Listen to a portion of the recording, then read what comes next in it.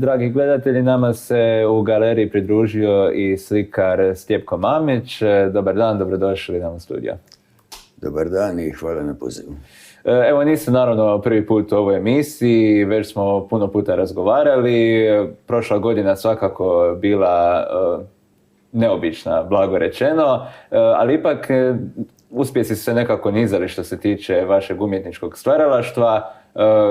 Što bi nekako najviše istaknuli i koji su bili nekako najnoviji, ajmo reći, uspjesi od prošle godine? Pa točno, ova prošla godina je bila, ne ponovila se, čudna i svi smo se našli u nekoj novoj nepoznatoj situaciji. Tako da što se tiče umjetnosti, sve se nekako, u hodu smo se nastavili prilagoditi, međutim,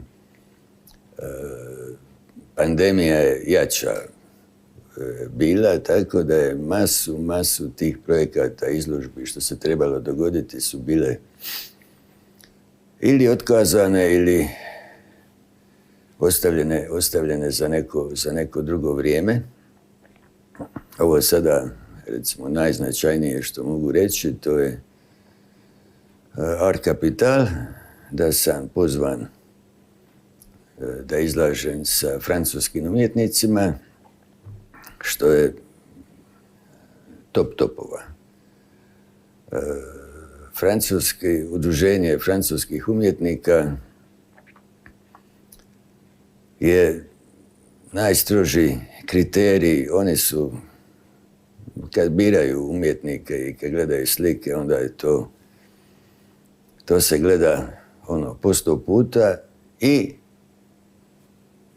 ipak to su francuski umjetnici i onda svako dođe sa strane. Prema njemu su kriteriji možda još oštri, tako da sam presretan, eto, to je taj vrh. Nažalost, ova izložba Art Capital, koja se trebala održati sada u veljači ove godine, je otkazana. Francuska je pod velikim lockdownom, međutim, oni će napraviti virtualnu izložbu, tako da svi umjetnici koji su prošli, koji su unutra, bit će prikazani putem interneta, to će se moći vidjeti. Ovo drugo, prošle godine, prije korone, sam bio isto u Parizu na Art Capitalu, izlagao sam sa svojim, član sam dugogodišnji, pa kažem svojim nezavisnim umjetnicima.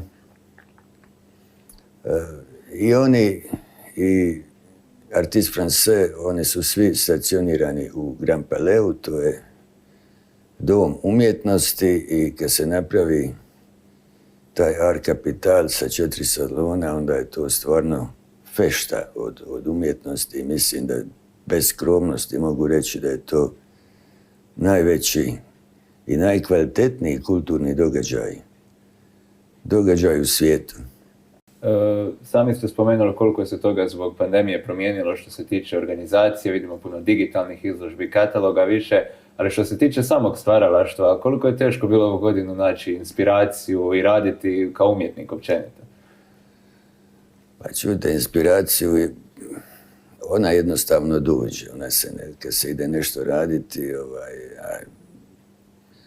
može se početi raditi, da ja ću sad to raditi, ali nije to. Onaj moment kad dođe prava inspiracija, onda se događaju čuda, onda se napravi slika izvanredna. I ponekad, zbog ove sve situacije koja nas je sve pogodila, nekad se javi i despet, pa se onda nešto iz toga despeta napravi. Iako je zbog korone dosta ljudi umrlo, nedavno sam pročitao gospodin Filip Vučak, koji je bio naš veleposlanik u Francuskoj, divan čovjek, veliki diplomat, ljubitelj umjetnosti. Puno puta smo se sretali, uvijek bi nastao doći na moje izložbe. Da je preminuo, a isto tako jučer su me obavijestili doktor Alfonso Sapia, dugogodišnji predsjednik Associazione Culturale Europea, gdje sam isto član. Nažalost, eto, korona je i njega makla kao i mnoge dobre i drage ljude. Tako, s jedne strane imamo umjetnost koja bi trebala biti lijepa, pozitivna, a s druge strane imamo zvijer. Eto sad nekako, tu smo nekom procijepu. Da, svi ovi događaji bi zapravo bili vjerojatno dobra prilika za komunikaciju među umjetnicima, jer se to događa sada kada ne možete biti fizički tamo. Uspijevate li se čuti s drugim umjetnicima? A čujte, čujemo se više nego prije, jer prije često se putuje, onda se družite sa ljudima. 2019. godine sam imao 27 izložba, od tih 27 bio sam na 23 i mogu rijeti da mi fali putovanja i fali mi i Pariz i London i sva ta lijepa, draga mjesta gdje se osjećam ko doma. Tako da to nekako kompenziramo putem maila, putem telefona, Skype-a. Nekad u ponoć te neko nazove i kaže, sorry, je li kasno kod tebe? Ma nije, ja kažem. I onda ostanemo pričati do 1 ujutro. Tako da komunikacija postoji, ljudi rade. Ali eto, nažalost, sve se to tako nekako izokrenulo. Prošle godine sam trebao biti i u Japanu na olimpijadi, jer sam član grupe umjetnika, olimpijskih umjetnika i prvi put sam s njima bio na olimpijadi u Brazilu. Međutim, eto, i to Japan se izokrenuo, ali smo zato u sklopu UNICEF-a napravili jednu lijepu akciju, pa smo 50 umjetnika iz svijeta oslikavalo ove maskice, tako da imaju maskice sa mojim ribicama, a onda je to kasnije sve dato u dobrotvorne svrhe. Vidimo nekako sada se često govori o važnosti zapravo umjetnosti. Sami ste spomenuli, koliko ste primijetili da se možda i publika i ljudi koji su uspjeli uživati umjetnosti ove godine, da su nekako počeli više cijeniti umjetnost tijekom pandemije i što nas sve dobro donosi tijekom ovakvih kriznih razdoblja? Pa pazite, što se tiče važnosti umjetnosti, već ima više godina kako se govori o tome segmentu da taj art market u cijelom svijetu svake godine strahovito raste i mnoge zemlje strahovito puno ulažu u kulturu i umjetnost. Nažalost, Hrvatska nije ni blizu toga, nikakve kritike prema bilo kojoj vladi, ali problem je zašto se uvijek moramo uspoređivati sa lošima. Mi nismo najlošiji u Europi jer Bugarska je za nas i onda takve gluposti, ne, mi bi trebali ići prema jednoj većoj kvaliteti, prema izvrsnosti. Dubrovnik, mogu reći isto da je podbacio u mnogim tim stvarima. Ne znam, recimo ja kao dugogodišnji član nezavisnih umjetnika Francuske, a vrlo lako je vidjeti kroz povijest koji su sve tu umjetnici bili. Mogao bi dovesti ih u Dubrovnik, napraviti jednu krasnu izložbu, međutim za takve stvari, nažalost, nema sluha. Mislim da se puno novaca troši, odnosno trošilo, sad nema solada nikako, da se puno novaca trošilo na krive projekte, jer mnogi ljudi su, koji bi trebali biti drugačiji, oni su jednostavno zaravljeni. Pusti me stat, ma neka to neko drugi radi, ne zanima me ovako, onako, ali stvari, kad pričamo o kulturi i takvim događajima, onda je to na dobrobit sviju. Ovaj Art Capital u Parizu, u Grand Palais, u predivnoj palači koja je građena za svjetsku izložbu 1900. godine, to je čudo. I svake godine u svakom salonu, da li su to nezavisni umjetnici, da li je to francuski umjetnici ili salon crtanja ili ovaj drugi komparason, tu milijoni ljudi dolaze. Francuska ambasadorica, veleposlanica u Zagrebu, svake godine iz Zagreba dođe u Pariz samo na otvaranje u Grand Palais, Art Capitala.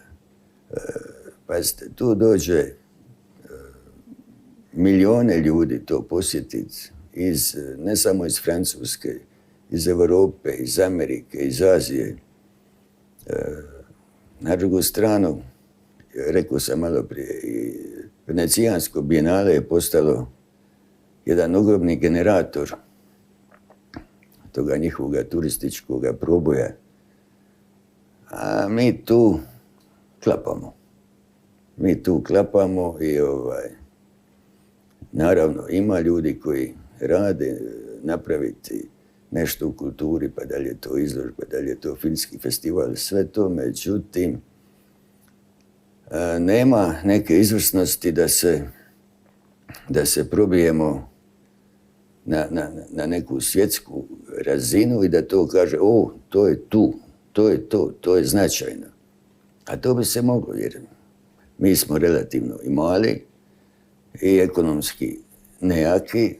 Mi ne možemo biti neka ekonomska, politička, vojna sila, ovako, onako, ali zašto ne da budemo jaka umjetnička destinacija.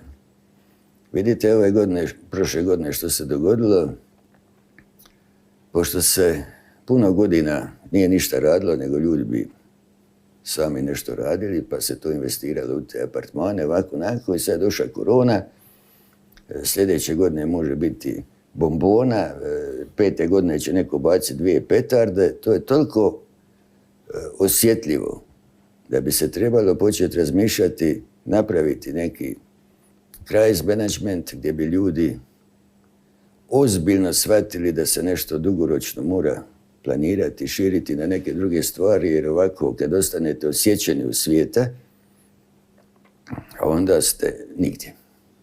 Eto, nadamo se da ćemo barem neku lekciju izvući iz svega ovoga prošle godine. Pa, najljepše bi bilo da kad čovjek izvuče lekciju na nekom tuđem primjeru, da ne mora to platiti ovako kao što se u nas dogodilo, ali ne možemo pobjeći od realnosti. Mi smo dio ovoga svijeta i to je neman. Beštija je zahvatila cijeli svijet i ali trebamo biti pozitivni, ne možemo se predati, nismo se ni u ratu predali. Znači imamo taj neki duh da se borimo. Samo treba tu borbu ljudi usmjeriti, kanalizirati prema nekim pozitivnim stvarima. Eto, to je, ja mislim, odlična misao za kraj. Hvala vam puno na razgovoru. Hvala vam. S nama je bio slikar Stjepko Mamić. Mi smo s ovim razgovorom došli do kraja još jedne galerije. Vi, dragi gledatelji, svakako ostanite uz program Libertas televizije. Doviđenja.